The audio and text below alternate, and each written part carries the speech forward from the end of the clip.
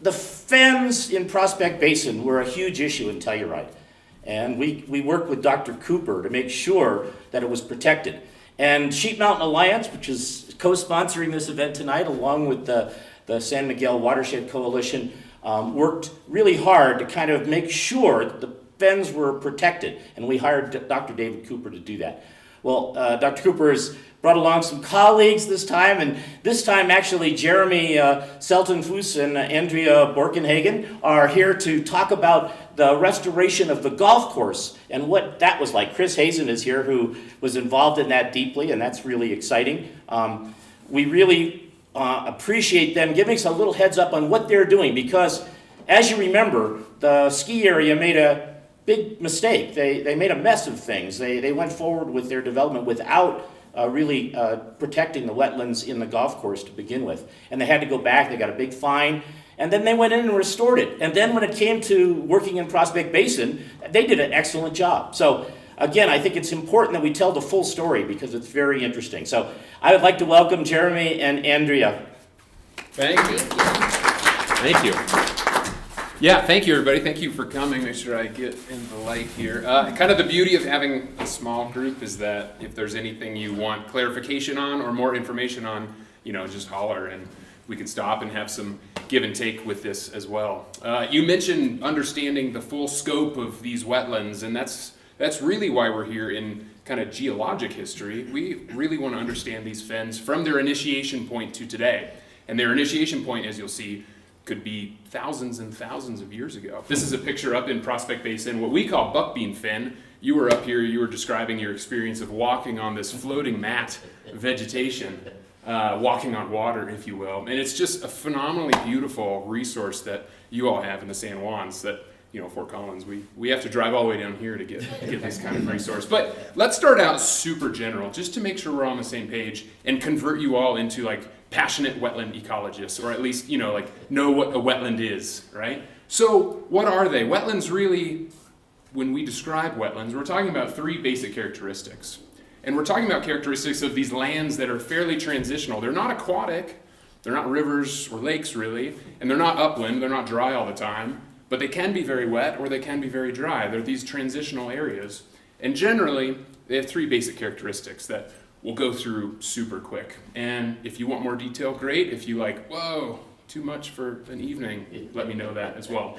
But generally, we look at vegetation, soils, and hydrology.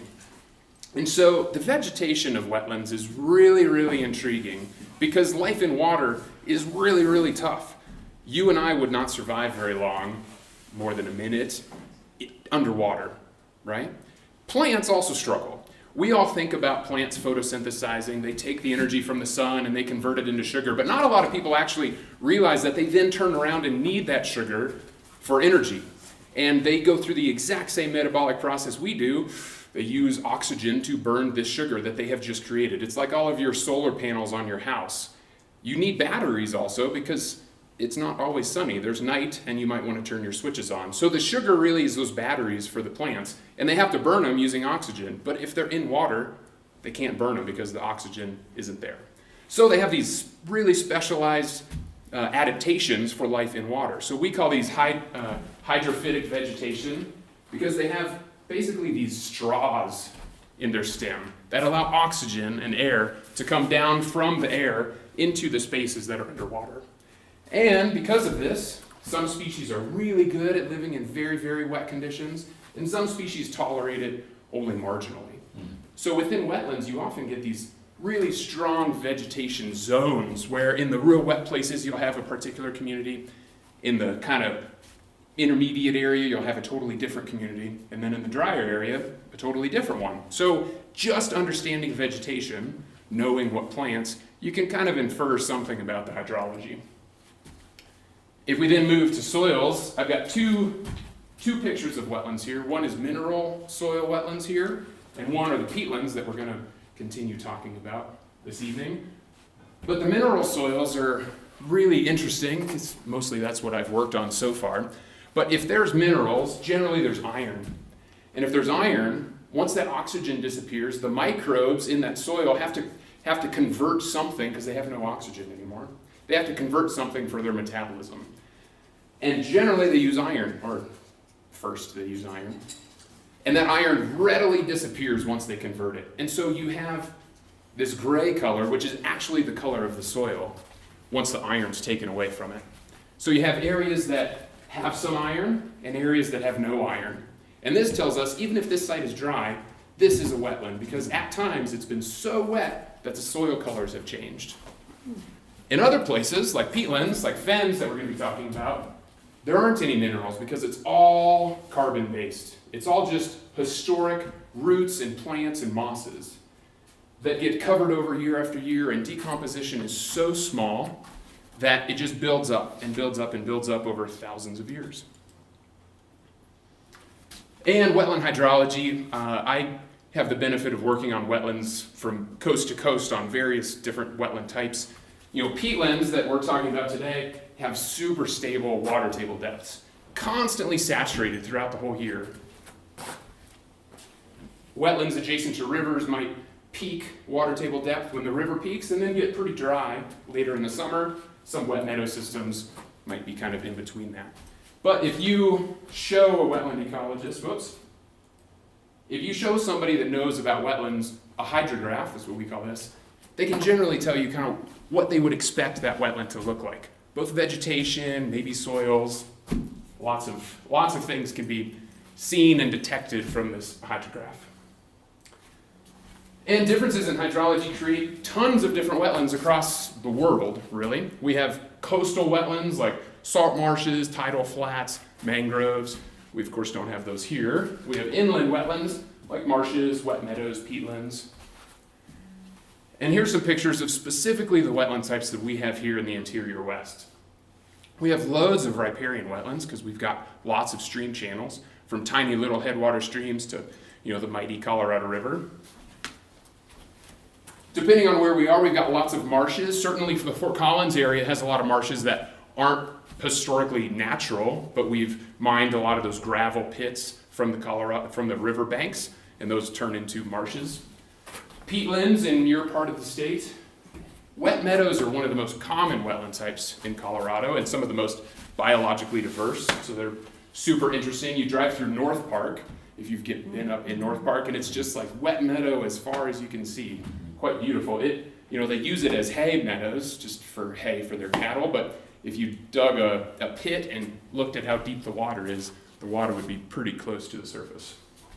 And then down here, interesting to some people, less interesting to others, are salt flats. Those technically are wetlands. They're super funky systems that might be really, really dry for years, but then get wet enough to be a wetland, but overall, they're just really, really salty. Wet meadows, I won't spend a ton of time on, but wet meadows are generally what you'll see. And there's really, from the road, there might not be a ton of difference between a wet meadow and a peatland. And a quick apology to the people videotaping, I have a really hard time standing in one spot. I like to kind of move around. So, sorry about that. But wet meadows are everywhere, from New Mexico up into Canada, from New York down to Southern California. They exist across a wide variety of sediment types and hydrologic regimes, but they have a mineral soil. If you dig a soil pit, if you just dig a hole, you'll find rocks and cobbles. That's not the case with peatlands. Peatlands accumulate peat over thousands of years. And so if you dig a hole, you're really not going to find any rocks, potentially, depending on if you get all the way down to the bottom. You'll just find plant fibers. And in the Rockies, this is a picture from Rocky Mountain National Park, and this is buckbeam fen, that you can have that floating mat vegetation just up in Prospect Basin. This is more of a sloping fen where groundwater discharges from this slope right here. It was a glacial till system. So groundwater discharges here and just keeps it saturated all year long. This is saturated all year long because it was a basin, like a historic lake, that has since filled in and is in the process of continuing to fill in with that peat. So a quick dive into kind of nerdy hydrology. If your eyes start glazing over, I'll try and talk a little quicker. But really the takeaway from all of this is that peatlands are really wet, and they're really wet all the time. They're saturated all year long. So typically, you get this groundwater flow path where Like here, for instance, we get tons of snow up in the mountains. In the spring, that snow continues to melt, and it continues to melt all through the summer. The water slowly trickles through the alluvium, through the gravel, and wherever you get these flat benches that you know Mountain Village is sort of topography like, wherever there's a bench, that water typically comes up to the ground surface. And if it stays there long enough, the plants don't decompose, and it just continues to build on itself and make these peat layers. So continued saturation is really the key for peatland formation. Specifically looking at your peatlands, the orange sort of colors are peatlands. The blue sort of colors are wet meadows, so the two kind of wetland types largely that were restored up in the golf course. But to give you a sense of how these respond hydrologically to your climate, early on, and sort of these are 4 years of data, water table depth measurements at these restored wetlands. So we'll compare these two wetland types, or these two years. In this year, it was a big snow year. And so the water table is pretty high right here, because early on in the summer, these wetlands are hydrologically recharged by snowmelt. But that snow disappears. So if that groundwater isn't recharged by something, these peatlands will be too dry to actually be peatlands. So then come the monsoon rains that you all know and love so well, I'm sure, later on in the summer. And you'll notice that's where a lot of the changes occur. These water table depths aren't so different from year to year. This was a big water year, big snow year. But you can see the drastic difference between these 2 years later on in the summer. So this summer, your monsoon rains didn't quite show up, or they showed up to a lesser degree than this first year. These water table depths just stayed flat. Super, super wet year. The water didn't recede from snowmelt to late summer rains. This year, these peatlands that normally are saturated year-round went to 60 centimeters below ground, a couple feet below ground. Peatlands aren't really supposed to get that dry, but it tells you if you have an anomaly dry year, these peatlands might start to suffer, and they might not be peatlands anymore, which makes them potentially quite sensitive to a changing climate. If you have a change in snow or a change in late summer rain, these peatlands will change, which makes them very critical. Again, just a quick look at peatland vegetation. You'll see some examples of some of the peatland vegetation, but more focused less on mosses and more on the plants themselves. These two sites, well, all three of them, I guess, have a lot of sedges, like carex butriculata, carex aquatilis, a lot of carices, a lot of carex species. But you'll notice this site has a lot more willows. This site has almost 0 willows, and this site has a crazy buckbean plant that creates this floating mat. So the vegetation can be quite varied. And then getting back to kind of the impact of a changing climate and the impact that would have on our watershed. You all talked about watershed education, the importance of a healthy watershed in terms of water quality, in terms of all these functions. These peatlands play a critical role in this myriad list of things. Water quality, wetlands are known as the kidneys of the landscape. They process a lot of nasty things that we don't want going into our water supply. Wetlands can process those. Water capture and storage, just providing that water. Carbon sequestration, when we talk about plants not decomposing, well, that's carbon that's not being released into the air. That's carbon that's building up year after year after year. And so that's really important in the global climate cycle. So climate regulation because of that. Biogeochemical cycling, a lot of nutrient transformation, a lot of the nitrates that people apply onto their agricultural fields. If we build out these wetlands in between their ag fields and these rivers, a lot of those nitrates start disappearing and being used up and transformed into less negative ways. Oh, I went backwards. And then wildlife habitat, plant biodiversity, and I never think about it, but Andrea reminded me that peat use is really globally kind of an important deal. Like when we go to Home Depot and we buy soil for our gardens, there is moss that likely came from peatlands within that soil, like ubiquitously. So once we start, Andrea, I promise, is going to talk about what we're actually doing here. We're almost there. But it's really important also to understand how these peatlands can start to form from like day one, how they become initialized. Peatlands can form either from like existing water, just open water, or just on bare mineral soil. And both occur, right? So you might have this plant moss establishment where the water meets the land. And that peat can spread in both directions. So you get terrestrialization, where you have this lake that becomes not a lake anymore, which is really Buckbean Fen that you were talking about. It used to be a lake, and portions of it still kind of are a lake, but it's filling in over time. Or you get, how do you say that, polutification? Nice, I always mess up some of those words. You get peat accumulation on that bare soil, bare sediment. And that happens on some of the benches up in Mountain Village, where it might not be a basin, it might not have been a lake, it's just peat accumulation because it's so wet that vegetation doesn't decompose, but there's really no lake underneath it that it covered. And here's a sweet graphic that Andrea created that walks us through, so you just watched it once and we'll watch it again, but it walks us through ice cover in North America and the change in ice cover and the subsequent development of peatlands throughout the North American landscape. And you'll notice that the ice melts, as would be intuitive to you, from south to north. Can we go back? Let's see. No. I think you're going forward. Okay, there we go. Okay, so it starts, come on, do it. There we go. So ice, less ice, less ice, less ice. Peatlands, peatlands, peatlands, peatlands, peatlands, peatlands. You'll notice, coincident with ice disappearing from the landscape from south to north, peatlands can't actually start developing until the ice is gone. And so peatlands also develop and have developed from south to north, which makes your fens and your peatlands potentially some of the oldest peatlands in North America, because we're at the southern extent of peatland development. But nobody's really aged these peatlands to understand how they were formed, how long they were formed, what the process was, what the community changes through time were.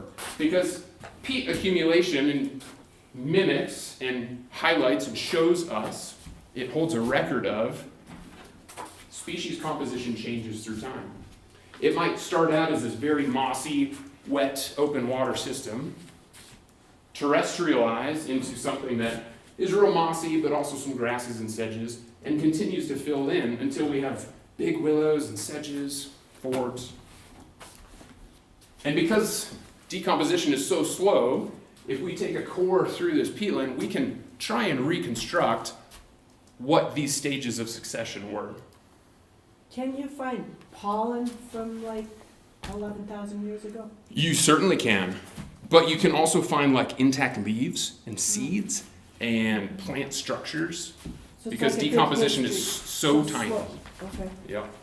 And so some of these thousands and thousands of years later, we can figure out, well, we being Andrea, can figure out what species of moss was there. And because we have this ecological knowledge about maybe what that species of moss exists in today, we can say, well, this system was probably like that 11,000 years ago. So they have similar DNA, or?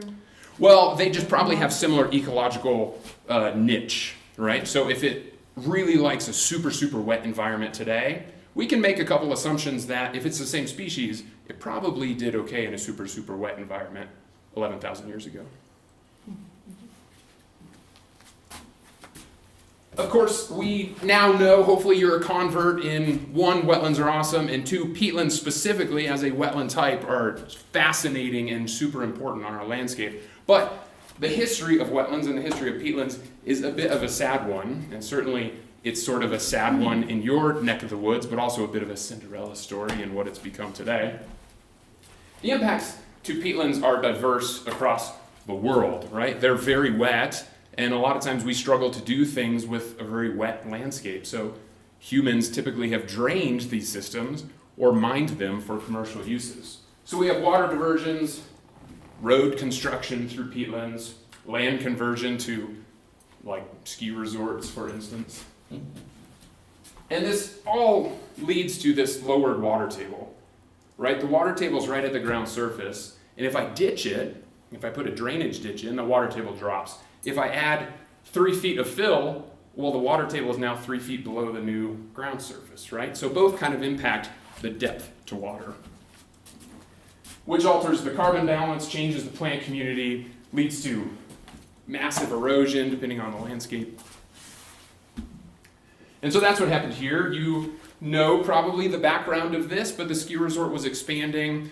They didn't pursue the right permits, they didn't obtain them, and so a lot of these were forced to be restored.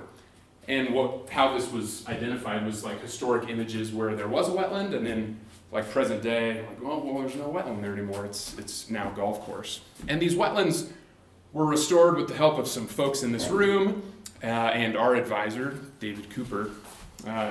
And what we're here to look at is one, kind of what has happened since then in some ways, and Andrea will get more into that. I don't want to steal her thunder. But I did want to say, and Art asked me, what has happened in Mountain Village is a bit of a Cinderella story in that, one, the wetlands look awesome, and a lot of restored wetlands don't look awesome. And two, step in the light while I get on my soapbox, and two, the process that was used for this restoration has been used as a model at the national level. So all the restoration was done in a very data-driven, quantitative manner, finding the water table, identifying how much to excavate, really understanding what plants belonged on that landscape. And it has been used by the EPA and Corps of Engineers as a model process from California to North Carolina, the exact same process. And there was a group from both EPA and Corps of Engineers in Telluride last year, and they took a tour of all of those sites, and were so impressed by, one, the commitment between scientists like Dr. Cooper and private companies like the ski resort, and the commitment by the town, and then what has occurred because of that. Like, these sites look so amazing because so many people really, really cared. Yeah. So are the white lines roads? These are all, this is an aerial image. Context here, do you know which roads those are? So this is like Russell Drive down here. Do you know what hole that corresponds to on the golf course? You know, I don't, because, 15. okay, 15? Okay, great, thank Chris you. does. So we have always used names for the actual wetlands themselves based on what image name it was. So like, this is 75 KLM, which means nothing to you. But that means everything to me. I know exactly what it is, but I have no idea what whole golf course hole it is. So the upper right corner of that photo is the entrance to Mountain Village. So that's Mountain So Village just Boulevard. drive yourself in, and your first left is Adams Ranch Road. Right. That's hole So there's 6. 7 or 6? That's 6. 7, okay. 6 is the vertical ellipse. There's another giant one here. And then 13 would be to 9 o'clock from 6. So up HK, yeah. And then the Meadows is in the lower left corner. So that is now a creek. This is like where the beavers are damming everything, but used to be a reservoir. And And a then parking we've got, 5 and 10 and 11 kind of in this lower center. And so these went from being wetlands to being fairway to being these really structurally diverse wetlands that range from herbaceous meadows and fens to, vertically structured willow communities with sedge understories. Really quite amazing. So we're really interested in how these sites developed and what has happened since restoration, and Andrea is going to take you through that. All right, thank you, Jeremy. Great, thanks guys. So as Jeremy sort of introduced, we wrote a proposal recently and got funded by a grant that's associated with the university to look more into this question, just about what's been happening over the last 20 years since restoration, And how does that compare to the natural fens that are adjacent to these restored sites? And also this kind of broader question of how old are these peatlands and what plant species have contributed to the peat that we see that has accumulated, and comparing that to the plant species that are there now. So basically our overall goal is to look at these contributing plant species and the hydrologic conditions that have contributed to the peat that's accumulated in these restored and the reference fens.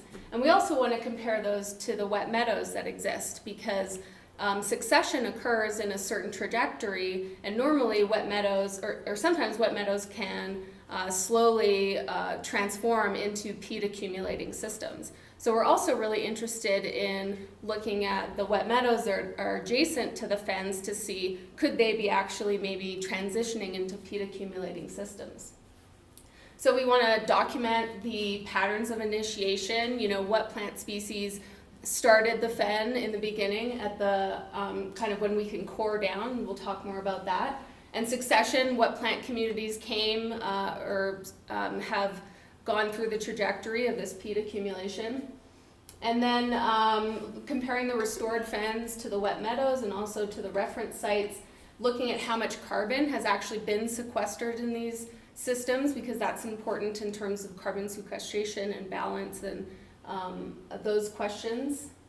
And then also looking at the hydrologic conditions that are really important for controlling these patterns. And we can use all this information to inform future restoration projects similar to this one.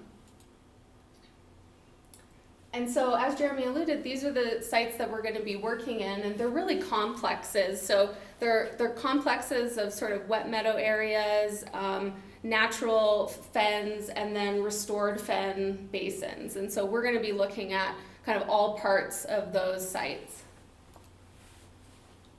And so one of the ways that we do this is peat depth probing, and we use a large kind of pole. Actually, this is typically done for avalanches, and you can just push the pole straight into the peat. This could be done as a good learning opportunity for students too, and you basically just measure the depth of that peat, and you kind of go down until you hit some resistance, and that would be your mineral soil layer. And we did this actually in Colombia, where the peatlands are amazingly beautiful and very deep.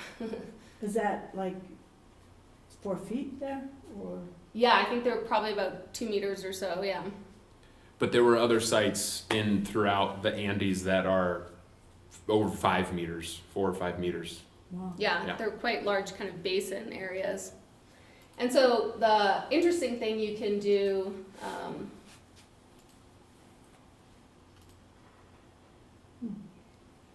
is create a map of the peat depth. And so this is an example of kind of a fen in the outline there, and transects that you would run where you sort of probe every meter or something, and you get a depth measurement. And then you can do this thing called krigging, where you take the GPS data and the depth data, and you kind of create a model of what the basin, the underlayer, would look like. So this is sort of showing that the deepest area of this fen would be 400 centimeters, and then it kind of slopes outwards and becomes more shallow towards the edges. So that's something that we're going to do up on the course here to see what do these basins look like and how deep are they. And the next thing we're going to do are core the peatlands. And so this is kind of a cross section of maybe something that you might see on the landscape. And so we take a peat core and we use this Russian core for that, and we'll show you how that works. And basically you core down from the surface to the mineral soil. And what you can do through this sort of macrofossil analysis is you can look at what kinds of peat, what sort of peats occur along the profile. And so you can, this shows at the base here that you have sort of a mineral soil at the bottom, and then some areas have a moss or herbaceous peat, where other areas have kind of like a woody peat. And that gives you an idea of the plant community that was there at the time when that peat layer was being generated. And so we use the Russian core for that. We could probably show you what it looks like here. I'm gonna hold it. Yeah. Just show how to do it. Sure, yeah, so, there's a couple different models, ways to take peat cores, but this is essentially, you're just gonna shove it down, and we're just, gonna drink a lot of coffee in the morning so that we can really shove it down there. You shove it down to whatever depth you want, and you sort of open it when you get down to that depth, and you close it back around your sample. So this blade kind of locks in place because of it's just being jammed into the peat. It opens, and simply, you can see it sort of cut around the backside. It cuts and creates that concealed sample that seals up in there. And then we remove it and throw it in saran wrap Yeah. and throw it in some Look at it PVC that later. will hopefully protect it. And that's it. And we've not So you used it can only before, but we're pretty protect- stoked about it. Like 18 inches or? Yep, and so we're gonna take a peat core, you take it out, you wrap it up, and then you put it down into the exact same hole, sorry floor, you put it down into the exact same hole a little deeper from where you left off and take the next sample, and you keep doing that until, as Andrea's illustration showed, you get to the bottom. You have like 2 extensions you can put onto that? Yeah, so this will you go, 3.6 meters with Wow. this unit anyways. And so this is kind of what it looks like where you can kind of see the surface there, this like loose peat layer on the core, and then it starts to get a lot more compact and the peat becomes much more dense towards the bottom. This would be a core that comes from beneath that one where you still have that dense peat, and then this is an interesting layer. It might be a little hard to see, but it kind of, you have a color change here. So that shows you that there was a change in vegetation at that point, or hydrology, or something really interesting that happens there, and so that would be a point to take note of.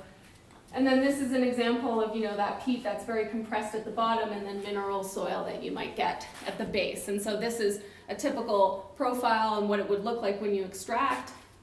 And so this is what we're going to be collecting.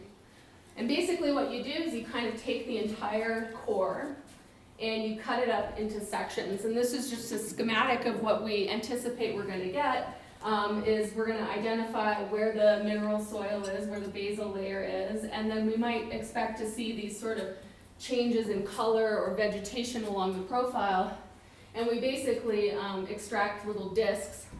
And within the discs, we're going to look at the macrofossils and identify what plant species occur at all these different sort of layers. And then at layers that look particularly interesting or distinct, we would do radiocarbon dating. So we're going to do radiocarbon dating of the base, and then along different intervals along the peat, so we can identify when it was initiated, and then also how long it takes for peat to accumulate over time. What's LOI there? That's a term is called loss on ignition, and it's a method that we use to determine the organic matter content of the soil. So that tells us how much carbon basically has accumulated. And so this is an example of some macrofossils. Basically, they're leaves and stems, and you can also use pollen as well, roots, anything that's indicative of a plant. And you can typically identify these to species depending on how decomposed the soil is. But we can identify any leaves or stem fragments under the microscope can be really handy for certain mosses. And in general, because these systems are saturated, you don't have a lot of decomposition, so a lot of the plant species or fragments can very easily be identified. And so it really gives you this chronology of what's happened over thousands of years. And we have a little example that we'll show you at the end of the presentation too.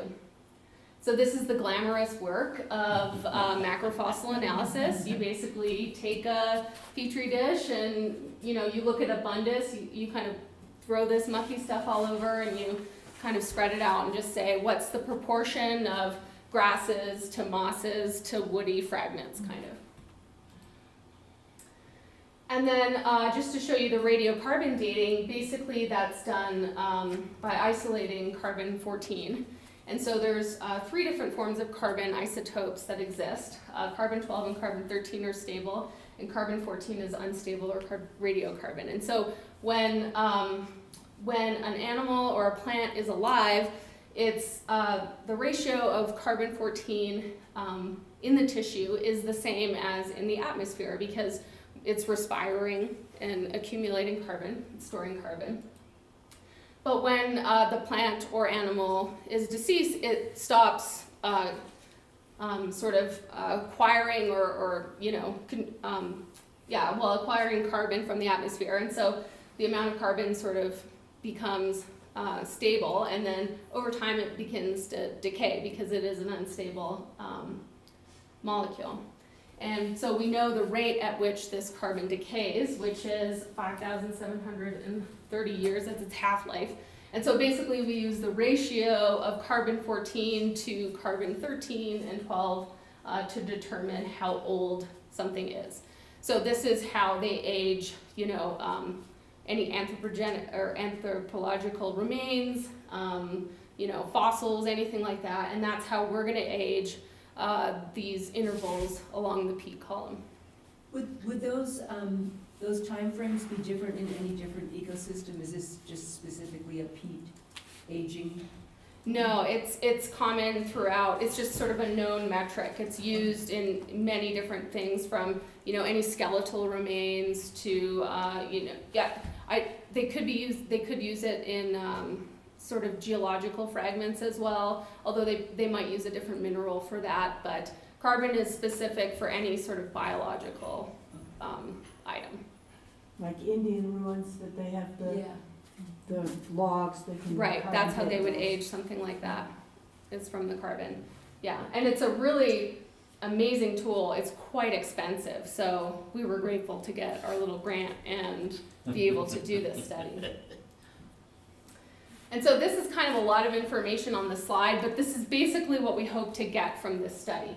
And so this kind of shows you a schematic of the peat profile, and this graph shows you the proportion of different elements. So this is, or the number, sort of like abundance per unit area. And so you can see they're showing here that there's a lot of charcoal at the base of this peat core. And then there's a lot of roots and woody remains. Brown mosses are sort of in this area, and we get a lot of sphagnums at the top. So what this is kind of showing you is, this is the silt layer. They're sort of saying that this is the herbaceous peat. This is the herbaceous peat with woody remains. So we can see that the peatland has changed communities many different times. And this is also the basal dates, and so this is the carbon dating. So this peatland is, 5,300 years old, basically. And this is how much, they've shown how much has accumulated over the years. So this would be our goal in terms of data for the fens that we're gonna be coring. And the really cool thing that we hope to see in the restored fens is what would be really interesting is if at the base of our reference fens we see a certain type of community, and that perhaps in our restored fens we see that same community, let's say, and so that we can say, this fen has been restored to a community that's representative of reference condition and also along the trajectory of, future communities, or that it might develop into something else as well. So it's kind of interesting because these communities can be so different. You can get a moss fen or a shrubby fen or a carex fen, and the restored ones that we have, or maybe even the wet meadows, are they representative of this really ancient sort of peatland system? And that would be really interesting. So basically that's kind of what we are excited to explore. You expect that the basal layer of all this is going to be intact because they didn't excavate, they simply filled? Yes, yeah. So they basically just removed the amount of soil that was placed on top. And so everything that's beneath that is still intact. And because a lot of this, it remains in perfect condition. Well, maybe not perfect, but you can really still identify what's down there. So when they did, When they did the golf course, they interrupted this peat development and putting all this overburden, remove the overburden, and then you still have a development. Will it develop in the early stages, or will it be at a later stage, or we don't know? We don't know, but that's what's really interesting, is if we see that the restored community looks a little bit different than the reference community, it could actually just be a younger stage because we restarted it. And so that's what's interesting about this, is we might be able to say, oh, it's actually really similar to this like midpoint, which means that maybe it was pushed back developmentally, but that it's still within the range and it still has the potential to transition into what reference looks like. Yeah. So on your legend, can you pronounce the second word from the bottom for us? Oh, it's that It's black. the black. Right, Getcha? getcha. Yeah. So getcha is, do you know that one? It's gonna get you? It's gonna get you. That's specific to lake basins. So if it developed, normally if a peat line developed on top of a lake, then you have this getcha layer, which is sort of this really mucky sediment. So it's not quite mineral, but it's really kind of silty and mucky. And that tells you that it's an ancient lake. Would that be equivalent to a clay lens in like Midwest type development? Yeah, I mean, it's quite similar. I think So that the getcha it holds the form- water, it prevents percolation. Yeah, I think the silt layer is mostly what that clay basin would be, and that would prevent a lot of, or retain a lot of the water in there. And the getcha is almost this like, it's just this mucky sediment that accumulates during formation. Yeah.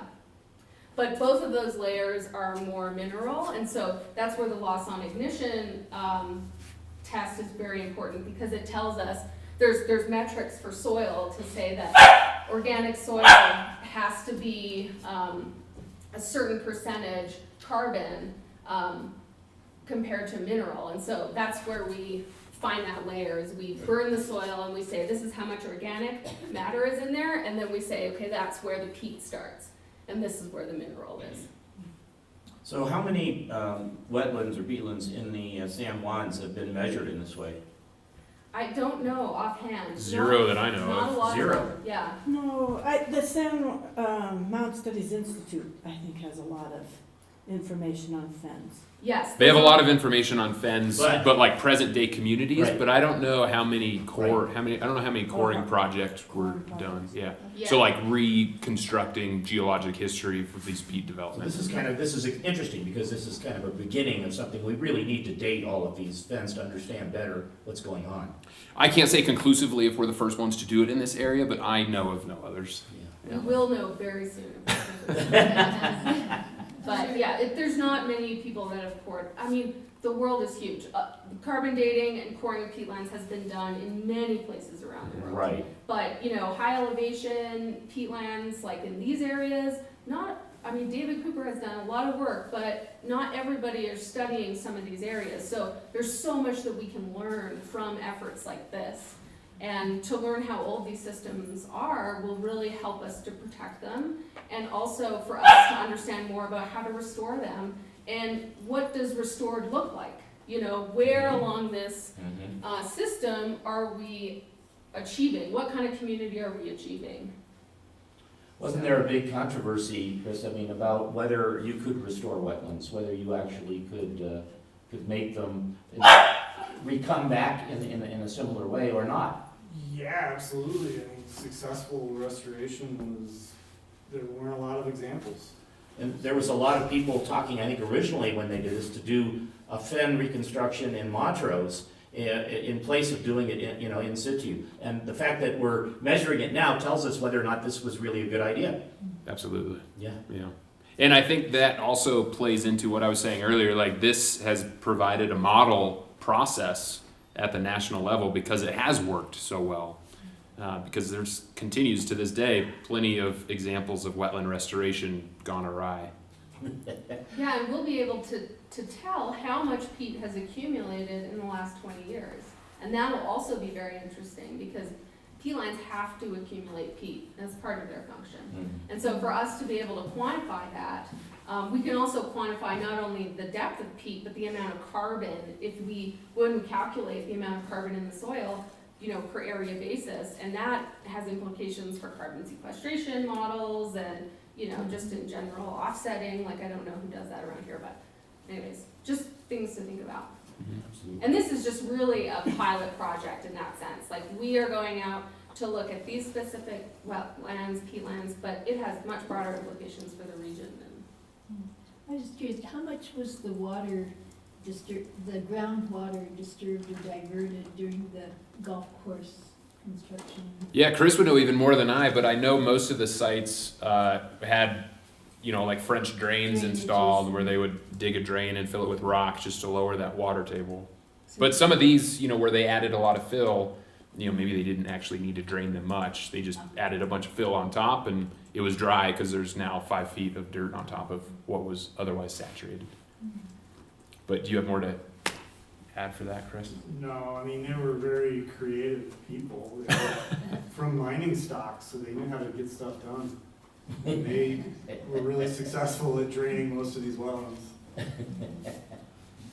When these wetlands are restored, forgive me, I don't know enough about this, but That's why we're do here. do they inoculate the restoration surface with certain species, which would tell you, you'd establish where you are in this column Yeah, in that well, regard? that's a really interesting part about this project so I work up on peatlands up in Canada, and there we're planting moss as part of our restoration plan. We're planting seedlings and we're planting moss.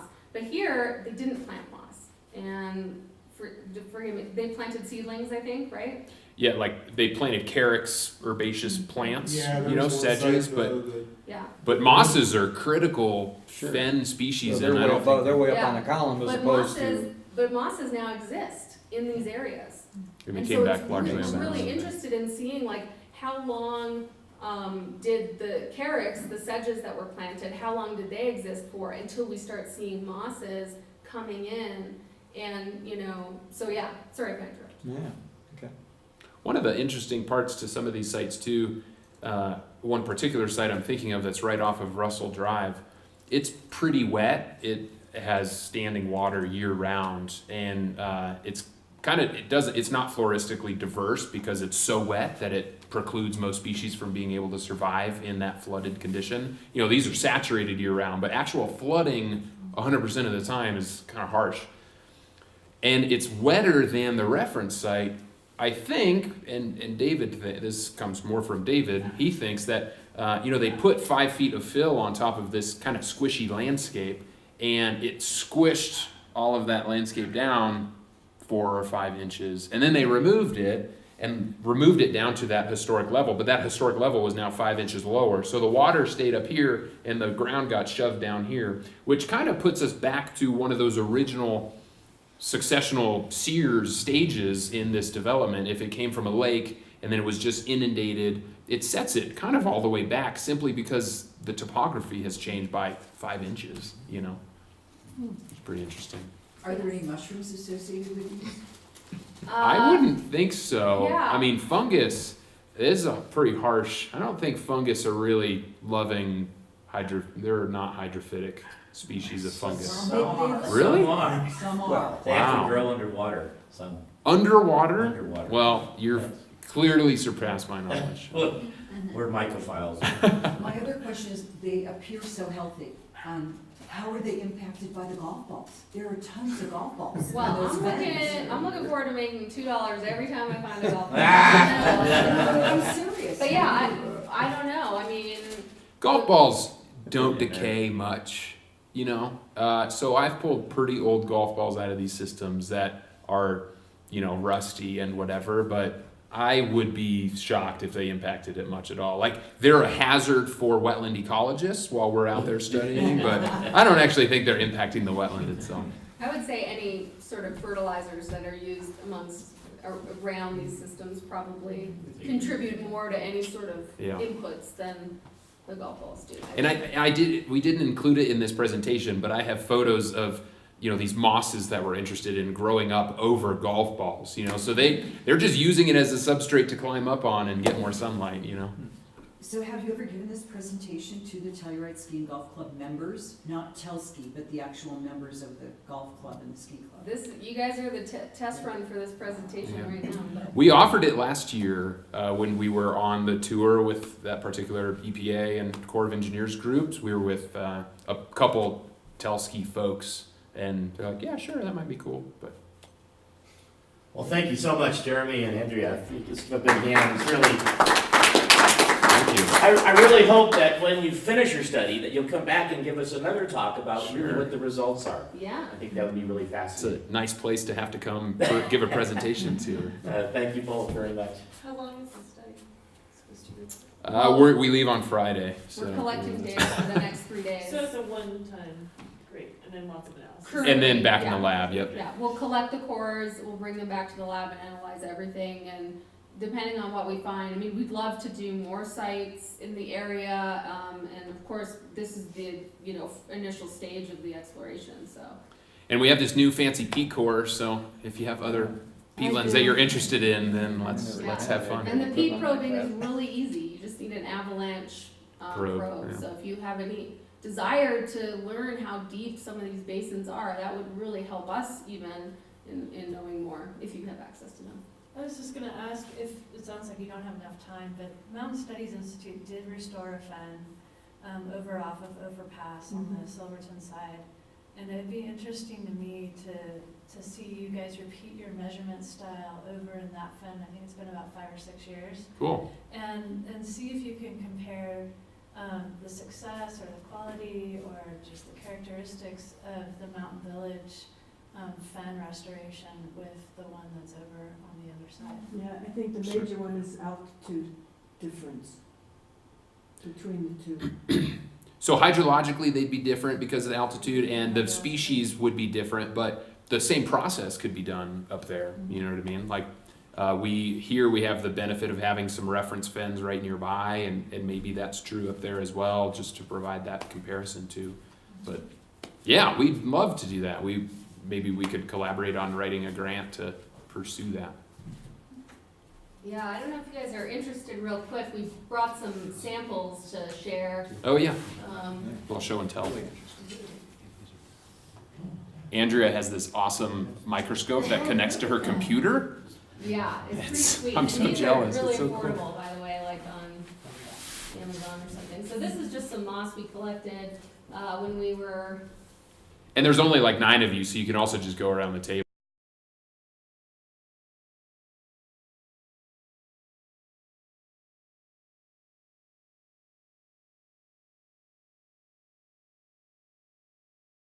This is a moss called Drepanocladus, and it is really interesting. Oh, sorry, I'll turn on the light here. So it's really interesting because it has these kind of hooked leaves, and sort of if you look at kind of down in the lower corner here, as I'm sort of pointing there, you have this sort of hooked leaf that's at the very tip there. And that's a really distinct characteristic. Can you point that out? Yeah. So that's a super distinct characteristic of the tip of this moss.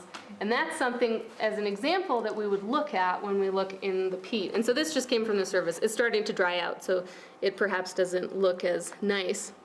But next to it, we have some peat that we also grabbed from the top layer. And so here is just like, you can kind of start to see all these fragments in here and roots.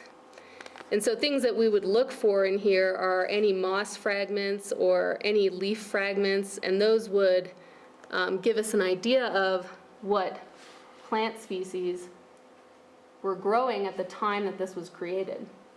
And it looks on the screen just like a hunk of mud, but it's very light because it's made of just plant fibers.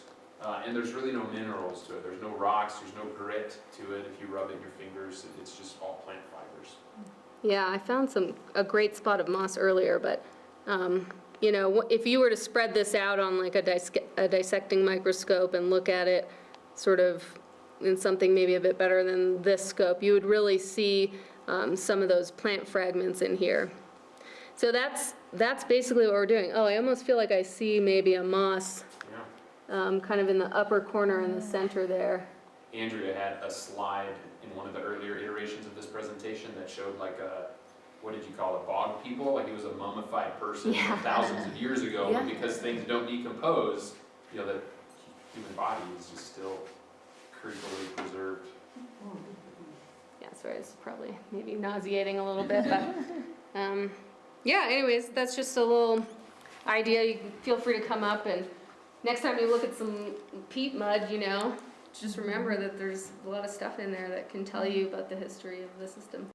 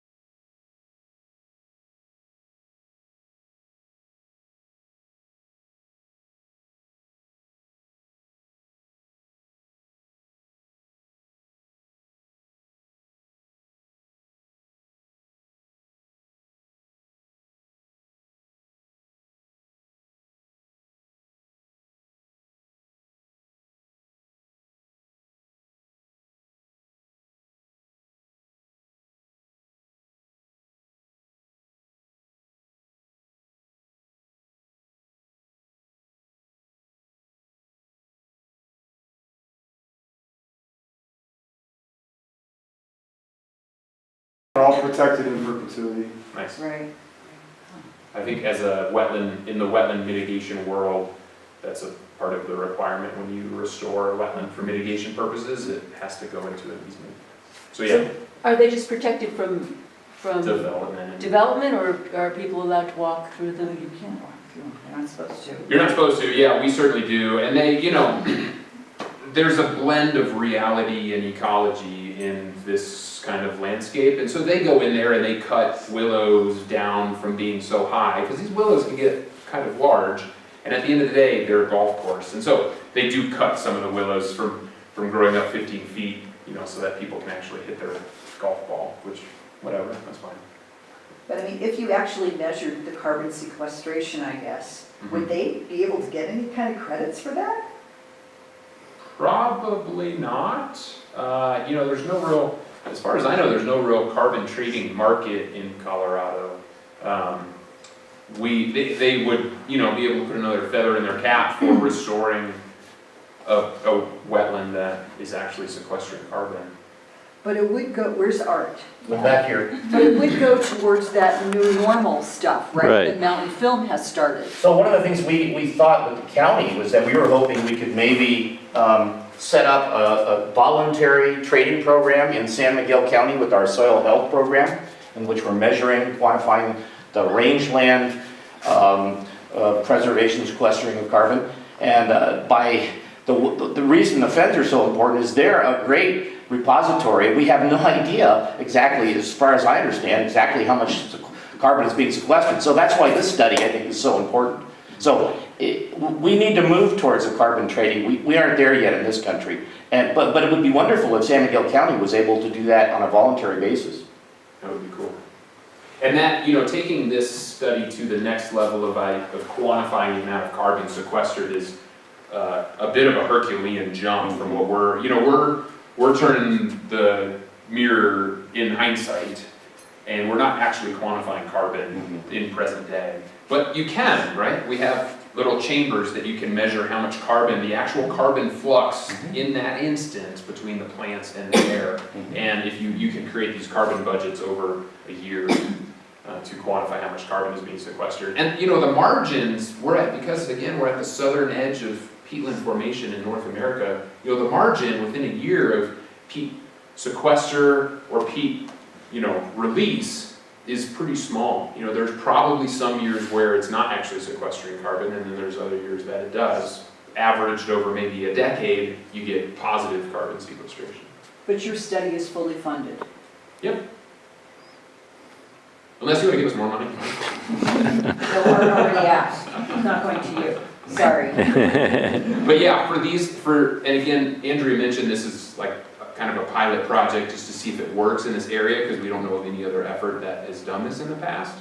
If we could create this sort of robust story for these two wetlands, we would love to work with, you know, other project partners to implement it elsewhere, because it's just so fascinating and fun. And you know, when you look up in Canada, you have this landscape that is peatland as far as you can see in places, but here they're a precious resource because they're pretty isolated and fairly small. So it'd be nice to know more about that. And if we see any mushrooms, we'll take some photos. Well, again, thank you guys very much. Thank you. Yeah, thanks for having me. Okay, let's keep running, and I want to do a clap to sync them up. Should we Do it at the end rather than at the beginning? That sells beer and have those questions.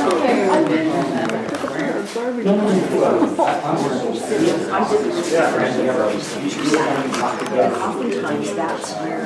Years ago. I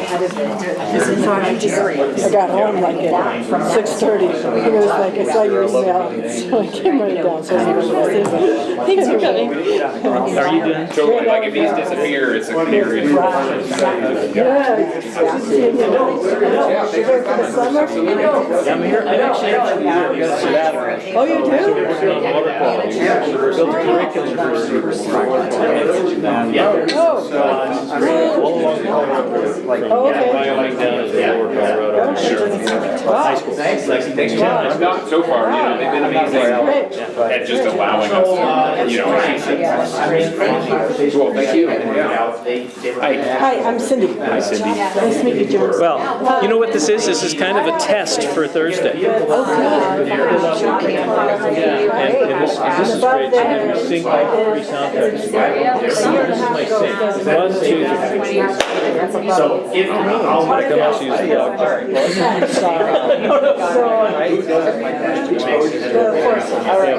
See ya.